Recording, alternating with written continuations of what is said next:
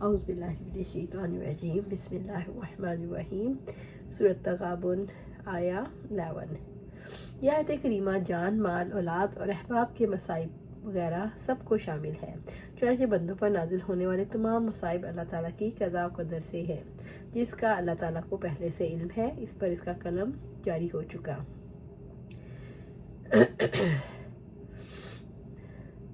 मा असाबा मिन मुसीबती फिल अर्ज़ी वला फ़ी अनफुसिकुम इल्ला फ़ी किताबी मिन क़ब्ली अन नब्रअहा। सूरत हदीद में अल्लाह सुब्हानहू व तआला फरमाते हैं, कोई मुसीबत ना ज़मीन पर पहुंचती है और ना ही तुम्हारी ज़ात में, मगर इससे पहले कि हम उसे पैदा करें। वो एक किताब में है। यकीनन अल्लाह ताला पर यह बहुत आसान है।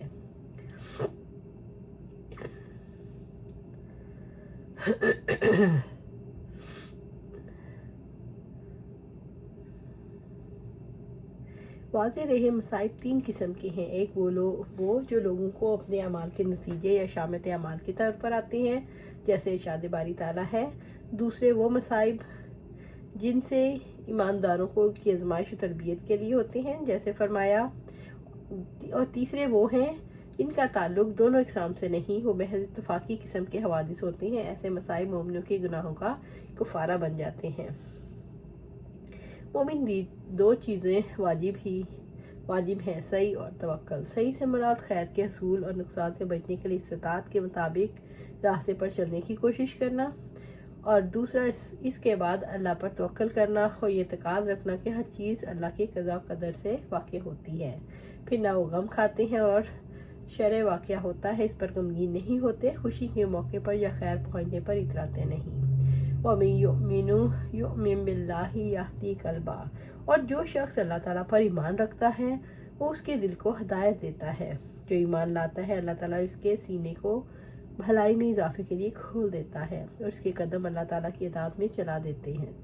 इससे अजीम और कौन सी नेमत हो सकती है। खैर के कामों में आगे निकल जाना और गम व हुज़न के मौके पर उसे राहत मिलती है और नफ्स को इत्मीनान मिलता है और अल्लाह ताला के फजल पर एतमाद करता है।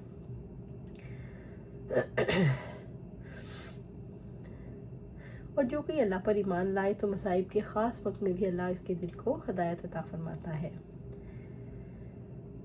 मोमिन का मामला भी अजीब है। अल्लाह सुब्हानहू आप सल्लल्लाहु अलैहि वसल्लम ने फरमाया, इसके हर काम में उसके लिए भलाई है और ये चीज़ मोमिन के सिवा किसी को हासिल नहीं। अगर इसे खुशी हासिल हो तो इस पर अल्लाह का शुक्र अदा करता है, तो शुक्र करना भी उसके लिए बेहतर है, यानी इसमें अजर है। और उस तकलीफ़ पर पहुँचे तो सब्र करता है और ये सब्र करना भी उसके लिए बेहतर है। ये सब्र भी बजाय खुद नेक अमल और बाइसे अजर है। वल्लाहु बिकुल्लि शैइन अलीम। अल्लाह ताला हर चीज़ को खूब जानने वाला है।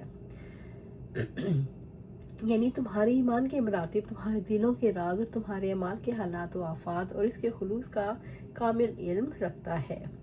अब्बास रज़ियल्लाहु ताला अन्हु कहते हैं, अल्लाह ताला इसके दिल में ये यकीन पुख्ता कर देता है, इसे जो पहुँचता है अल्लाह के हुक्म और उसकी मशीयत से पहुँचता है। जिससे वो जान लेता है जो उसे पहुँचता है वो पहुँच कर रहना है, और जो चीज़ इसे नहीं पहुँचनी वो नहीं पहुँच सकती। अल्लाह ताला ने इंसान को पहुँचने वाली मुसीबत से ये शऊर दिलाया कि अल्लाह ताला की हमसे बाहर नहीं। इंसान मुसीबत में दुआ करता है तो इस यकीन की वजह से अल्लाह मेरे हाल से बाखबर है और अल्लाह ताला मेरी मुसीबत दूर कर सकता है। यूँ हमें पता चलता है मुसीबत से अल्लाह ताला की इल्म का शऊर यकीनी तौर पर मिलता है। सूरत तगाबुन आया 12। वातियुल्लाह वातियुर रसूल। और अल्लाह की अताअत करो और उसके रसूल की अताअत करो। रब्बुल इज़्ज़त ने अताअत करने का हुक्म इसलिए दिया कि अताअत पर ही फलाह का दारोमदार है। अल्लाह ताला ने मसाइब से बंदा मोमिन को निकाल कर अल्लाह ताला और उसके रसूल सल्लल्लाहु अलैहि वसल्लम की अताअत में मशगूल हो जाने का हुक्म दिया। यानी अल्लाह ताला की किताब की अताअत करके इसके अताअत करो और अल्लाह और रसूल अल्लाह सल्लल्लाहु अलैहि वसल्लम की हयात में उसकी शख्सी अताअत करो और उसकी वफ़ात के बाद उसकी सुन्नत की अताअत करो। अल्लाह ताला की अताअत की तरह आप सल्लल्लाहु अलैहि वसल्लम की अताअत भी वाजिब है। फ़इन तवल्लैतुम, अगर तुम फिर जाओ, यानी इस दावत से मुंह मोड़ो और अल्लाह और उसके रसूल की अताअत ना करो, तो हमारे रसूल को नुकसान नहीं पहुंचा सकते, क्योंकि रसूल अल्लाह सल्लल्लाहु अलैहि वसल्लम की ज़िम्मेदारी सिर्फ बलागे मुबीन, खुलम खुला पहुंचा देना है।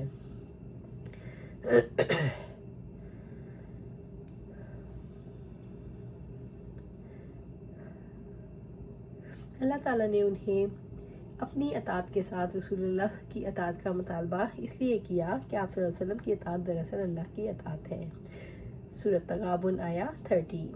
اللہ لا الہ الا ہو، اللہ تعالیٰ کے سوا کوئی معبود نہیں، یعنی جس نے تمہیں اللہ اور اللہ کے رسول صلی اللہ علیہ وسلم کی اطاعت کا حکم دیا وہ ذات جس کے سوا کوئی معبود نہیں، جس کے سوا عبادت کے کوئی لائق نہیں، کسی کا حق نہیں، کیونکہ وہ خالق، رازق اور تمہاری زندگی کا مدبر ہے۔ وعلی اللہ فلیتوکل المؤمنون، اور ایمان والوں پر لازم ہے کہ اللہ پر توکل کریں، جو اللہ پر توکل کرتا ہے وہ اس کے لیے کافی ہو جاتا ہے۔ بس اہل ایمان کو ہر معاملے میں بھی انہیں پیش آئے جو بھی انہیں پیش آئے اللہ پر بھروسہ رکھے۔ توکل کرنے کا مطلب اللہ پر اعتماد کرنا، اللہ تعالیٰ سے دعائیں کریں، اپنے سارے معاملات اللہ کے سپرد کر دیں۔ سورۃ تغابن آیا 14۔ یا ایھا الذین آمنوا ان من ازواجکم واولادکم عدوا لکم فاحذروہم، اے لوگوں جو ایمان لائے ہو، یقیناً تمہاری بیویوں اور تمہاری اولادوں میں بعض تمہارے لیے دشمن ہیں، سو ان سے ہوشیار رہو۔ رب العزت نے ایمان والوں کو بیوی بچوں سے ہوشیار رہنے کا حکم دیا، کیونکہ بعض کی بیویاں دشمن بن جاتی ہیں اور بعض کی اولاد دشمن ہو جاتی ہے۔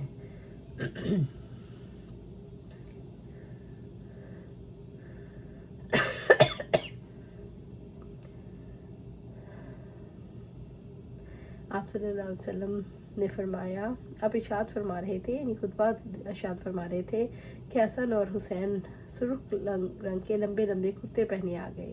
کیفیت یہ تھی کہ دونوں بچے کتوں میں الجھ کر گرتے پڑتے آ رہے تھے۔ آپ صلی اللہ علیہ وسلم کی نظر جب ان پر پڑی تو آپ ممبر سے اتر کر انہیں اٹھا لائے اور انہیں اپنے سامنے بٹھا کر فرمانے لگے، سچ فرمایا ہے اللہ تعالیٰ نے، تمہارے مال اور تمہاری اولاد تو محض ایک آزمائش ہے۔ میں ان دونوں بچوں کو گرتے پڑتے دیکھ کر صبر نہ کر سکا، آخر میں نے خطبہ چھوڑ کر انہیں اٹھا لیا۔ ابن عباس رضی اللہ عنہ کہتے ہیں، مکہ میں بعض لوگ مسلمان ہو گئے اور ہجرت کر کے آپ صلی اللہ علیہ وسلم کے پاس آنا چاہتے تھے، مگر بیوی بچوں کی محبت آڑے آ رہی، اس لیے ہجرت نہ کرتے تھے۔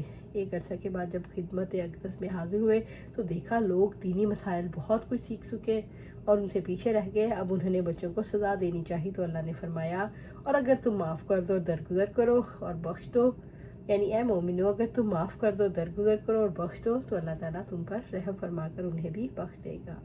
عمل کی جزا اس کی جنتیں ہوتی ہیں، لہٰذا جو کوئی معاف کر دے اللہ اس کو معاف کر دیتا ہے، جو درگزر کرتا ہے اللہ بھی اسے درگزر کرتا ہے۔ فَإِنَّ اللَّهَ غَفُورٌ رَحِيمٌ، یقیناً اللہ تعالیٰ بے حد بخشنے والا رحم والا ہے۔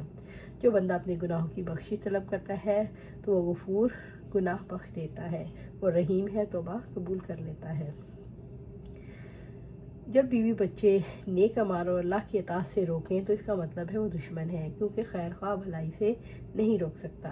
اللہ تعالیٰ نے فرمایا اس سے بچ جاؤ، یعنی ان کے پیچھے لگنے سے بچو، بچوں کو ایمان اور نیک اعمال کا خوگر بناؤ، انہیں نیکی کے راستے پر چلاؤ اور اپنی آخرت خراب ہونے سے بچا لو۔ اللہ سبحانہ تعالیٰ سے دعا ہے ہمیں قرآن سنت پر عمل کرنے کی توفیق دے، اس پر جما دے اور جنت الفردوس کے اعلیٰ مقام پر اپنے پاس گھر عطا فرمائے۔ آمین یا رب العالمین۔